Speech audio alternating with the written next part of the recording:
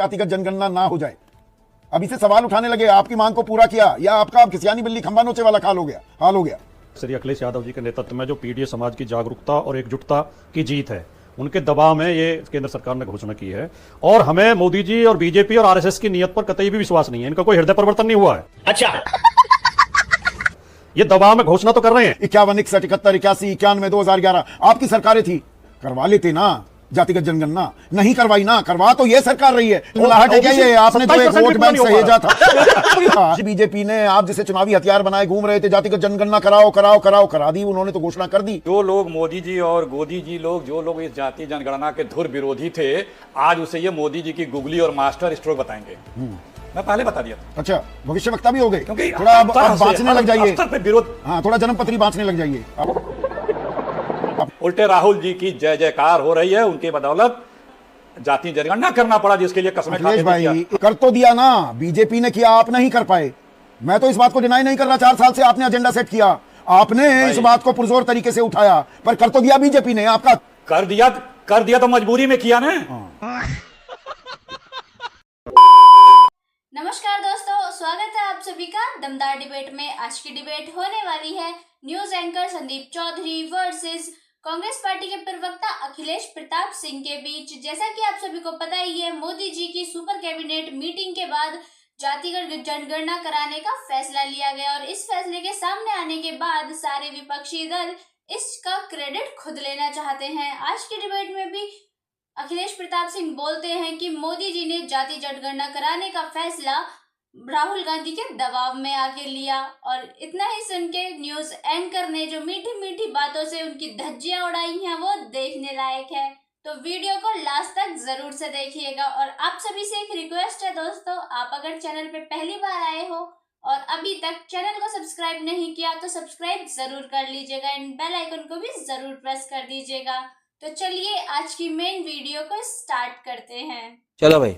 Cabinet की बैठक हुई और उसके बाद केंद्रीय मंत्री अश्विनी वैष्णव सामने आए और ऐलान कर दिया कि जाति जनगणना होगी। जो जनगणना कराई जाएगी उसमें जाति जनगणना, जातिगत जनगणना को भी शामिल शुमार किया जाएगा। अभी अपने आप में एक बहुत ही सरप्राइजिंग मूव है। तो ये एक कदम, इसके असरात लंबे होने वाले हैं, बहुत सालों तक इसकी गूंज सुनाई देगी। ऐसे में आपकी राय, आपके सुझाव और आपके सवाल क्या हैं?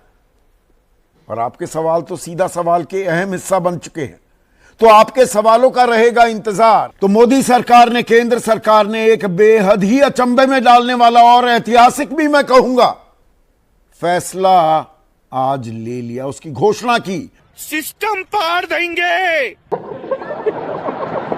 कि भाई जैसे वो वोटर टर्नआउट को लेकर जो आंकड़ेबाजी हो रही है, जो वोटर लिस्ट तैयार होती है, ऐसे ही जातिगत जनगणना ना हो जाए। अभी से सवाल उठाने लगे, आपकी मांग को पूरा किया या आपका अब खिसियानी बिल्ली खंबा नोचे वाला हाल हो गया। संदीप जी, एक तो ये जो केंद्र सरकार ने घोषणा की है, ये पीडीए के जननायक श्री अखिलेश यादव जी के नेतृत्व में जो पीडीए समाज की जागरूकता और एकजुटता की जीत है, उनके दबाव में ये केंद्र सरकार ने घोषणा की है। अच्छा, और हमें मोदी जी और बीजेपी और आरएसएस की नीयत पर कतई भी विश्वास नहीं है, इनका कोई हृदय परिवर्तन नहीं हुआ है। ये दबाव में घोषणा तो कर रहे हैं, लेकिन इसका परिणाम क्या होगा? देखिए, ये जाति जनगणना जो होगी, इससे तो खाली एक पेशेंट की एक लैब रिपोर्ट आएगी कि ब्लड में कितना हीमोग्लोबिन है, कितनी डब्ल्यूबीसी हैं, कितनी आरबीसी हैं, कितनी शुगर है। उनका असली चीज तो उनका इलाज है नहीं। 50 साल पहले बिहार के लेनिन कहे जाने वाले बाबू जगदेव प्रसाद जी ने नारा दिया था कि 100 में 90 शोषित है, शोषित ने ललकारा है, धन धरती और राजपाट में 90 भाग हमारा है। सवाल यह है कि इस रिपोर्ट से ये तो पता चल जाएगा कि हम 90 हैं, लेकिन वो 90 भाग हमारा मिलेगा कि नहीं मिलेगा? मोदी जी तो कहते रहे कि देश में केवल 3-4 जातियां हैं। कुमार भाटी, हर चीज पे पहले कदम उठाया जाता है। जी। आपने भाई सवाल उठा रही है ना बीजेपी कि कांग्रेस हो, विपक्षी खेमे के लोग जितने अब ये सवाल उठा रहे हैं, 51, 61, 71, 81, 91, 2011 आपकी सरकारें थी, करवा लेते ना जातिगत जनगणना, नहीं करवाई ना, करवा तो ये सरकार रही है, इस बात को आप डिनाई कर सकते हैं क्या? नहीं। कहना यह चाहता हूं, मेरा जो महत्वपूर्ण सवाल है कि भारत में 6000 के करीब जातियां हैं, क्या यह जाति जनगणना 6000 जातियों की होगी या 4 जातियों की होगी? कि किसान, जवान, युवा और महिला केवल 4 ही जातियां देश में, तो मोदी जी कहते हैं। और आरएसएस के मुखपत्र पांचजन्य में कई लेख छपे हैं जाति जनगणना के खिलाफ, और लगातार आरएसएस के लोग बोलते रहे हैं कि यह हिंदू समाज की एकता तोड़ने वाला कदम होगा, इससे हिंदू समाज में मतभेद बढ़ेंगे, पर आरएसएस असमानता अपना रुख बढ़ेगी। और रवैया भी इसके बदलता विरोध रहता में है। पिछले आरएसएस रही है, साल भारतीय जनता सुनील पार्टी। आम्बेकर उनके बड़े प्रचारक हैं, उन्होंने कहा कि नहीं होनी चाहिए। वो दोनों काम कर लेते हैं, दोनों कश्ती पे सवार भी हो जाते हैं। आज ओबीसी के लिए तो बैरिकेड लगा दी गई है। तिलमिलाहट है क्या ये? आपने जो एक 27% भी वोट पूरा बैंक नहीं हो पा सहेजा रहा। था, जिसकी पीडीए का पिछड़ा दलित अल्पसंख्यक, उसमें कर दिए सेंधमारी, ये बीजेपी ने पलटवार किया है।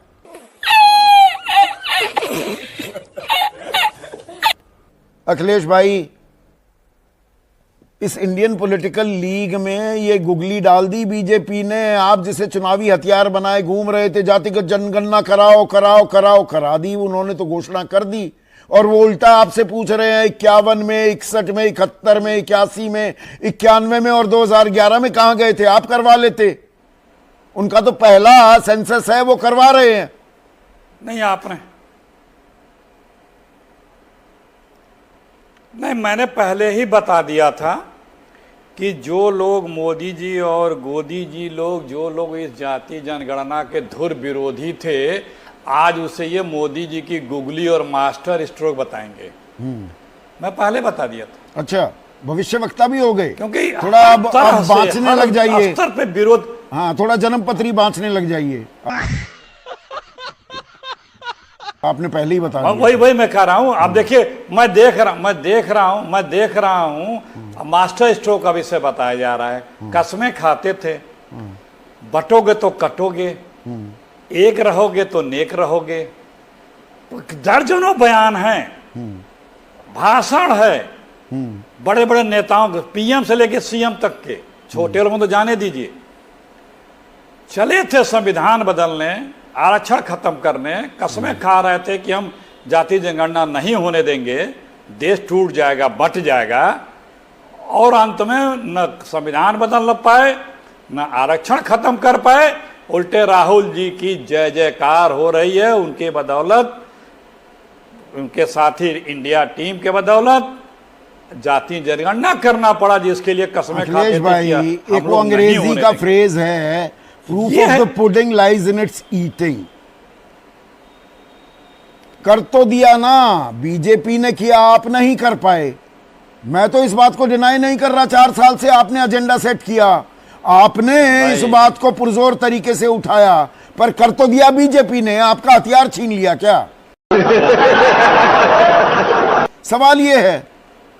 हाँ, कर दिया तो मजबूरी में किया ना, मजबूरी में किया, लाचारी में किया, स्वेच्छा से नहीं किया, मन से नहीं किया, दिल से नहीं किया, मजबूरी में किया। करना पड़ा। समाज से आइसोलेट हो रहे थे, देश से आइसोलेट हो रहे थे, करना पड़ा। अभी बदत है भाई, अभी बदत है। राहुल गांधी जी ने जो जो कहा पिछले 10 वर्षों में वो सही साबित हुआ, और करना पड़ा इस सरकार को, और नहीं किया तो वो उनकी बातें सही साबित हुई। एक नहीं, दर्जनों ऐसे उदाहरण है। इसी लोकसभा में राहुल गांधी जी जब बोलते थे तो कौन बोल रहा था, इतना अंबेडकर रटते भगवान है क्या, इतनी बात करते हैं। अब 1 मिनट, यहां तक आदरणीय प्रधानमंत्री जी, अखिलेश जी 1 मिनट रुकिए, तारीख भी सामने आ जाएगी, सब कुछ सामने आ रहा है। देखिए, ये जो शंका है वो सबकी शंका वाजिब है, क्योंकि जिस प्रकार से इनके डीएनए में नहीं है दलितों, गरीबों, पिछड़ों और या बैकवर्डों के लिए मदद करना, इनके जेहन में ही नहीं है। ये कोई न कोई चाल भी हो सकती है। उस चाल में ये कामयाब ना होने पाए, इसके लिए राहुल गांधी जी ने अभी बोला, टाइमलाइन हर चीज का बताया, आगे की रणनीति बताई। क्योंकि ये जो व्यक्ति, जो संस्था, जो सोच संविधान बदलने की बात करती हो, आरक्षण खत्म करने की बात करते हो, और इस नीचे से लेके ऊपर तक, और इसके जो मात्र संगठन है आरएसएस, वो जाति जनगणना के इतनी धुर विरोधी हो, और अचानक एक दिन सुबह आके बोलते हैं कि हम इसको करेंगे। जली ना, तेरी भी जली ना। तो कर तो दिया ना। राजकुमार भाटी कह रहे हैं 2000 तक कांग्रेस भी पिछड़ों की आवाज उठाने में थोड़ा सा गुरेज करती थी, असहज थी। ये आपके सहयोगी कह रहे हैं। देखिए, कोई गुरेज नहीं, तकलीफ हुआ है बेचारे को। Bye bye, tata, goodbye, गया। वीडियो में यहाँ तक बने रहने के लिए बहुत बहुत धन्यवाद दोस्तों। आपका इस डिबेट के बारे में जो भी ओपिनियन हो कमेंट करके जरूर बताइएगा, और ऐसी ही डिबेट्स देखने के लिए चैनल को सब्सक्राइब जरूर कर लीजिएगा एंड बेल आइकन को भी जरूर प्रेस कर दीजिएगा। तो मिलते हैं एक और नई डिबेट के साथ। जब तक के लिए जय हिंद, वंदे मातरम, और मेरे सभी बहन भाइयों को जय श्री राम।